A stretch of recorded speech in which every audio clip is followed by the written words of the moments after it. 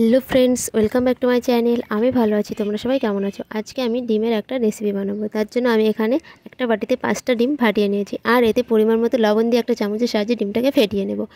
তারপর একটা টিফিন বাটি নিয়ে নিয়েছি। টিফিন বাটিতে আমি একটু তেল দিয়ে টিফিন বাটিটাই তেলটা মাখিয়ে নেব ভালো করে।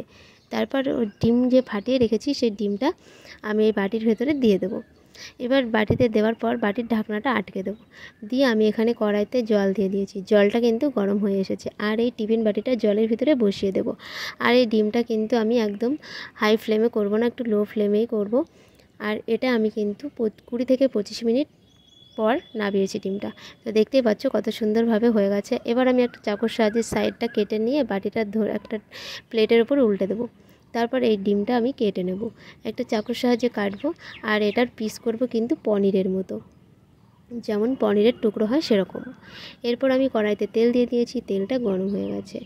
এবার ওই ডিমের যে পিসগুলো করে রেখেছি ওই পিসগুলো আমি একটা একটা করে কড়াইতে দিয়ে এপিট ওপিট উল্টে পাল্টে লাল লাল করে ভেজে নেব। তো দেখতে পাচ্ছ কতটা সুন্দরভাবে ফুলে উঠেছে ডিমগুলা। আর এগুলো ভাজা হয়ে গেলে আমি কড়াইতে আরেকটু তেল দিয়ে দেবো।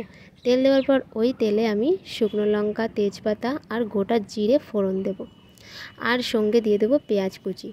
পেঁয়াজ কুচিটা একটু নাড়াচাড়া করে লাল লাল করে ভাজা হলে পরে আমি এখানে দিয়ে দেবো কাঁচা লঙ্কা বাটা, আদা রসুন বাটা, আর সঙ্গে জিরে আর গরম মশলা বাটাটা দিয়ে দেবো। দিয়ে মশলাটা বেশ ভালো করে কষিয়ে নেব। তারপর আমি এখানে দিয়ে দেবো টমেটো কুচি। তো টমেটোটা দিয়ে দেবো, দিয়ে একটু মশলার সঙ্গে বেশ ভালো করে কষিয়ে নেব। একটু কষিয়ে নেওয়ার পর আমি এতে পরিমাণ মতো লবণ, হলুদ গুঁড়ো আর দিয়ে দেবো কাশ্মীরি লাল লঙ্কার গুঁড়ো দিয়ে বেশ মশলাটা বেশ ভালো করে কষিয়ে নেব। আর মশলাটা যাতে পুড়ে না যায় তার জন্য আমি যে বাটিতে মশলা রেখেছিলাম সেই বাটিটা ধুয়ে সামান্য একটু জল দিয়ে দেবো, যাতে মশলাটা না পুড়ে যায়। তারপর মশলাটা বেশ নাড়াচাড়া করে একটু কষতে দেবো। তারপর যতক্ষণ না এটা মশলাটা দিয়ে তেল ছেড়ে আসছে ততক্ষণ মশলাটা কষতে থাকবো।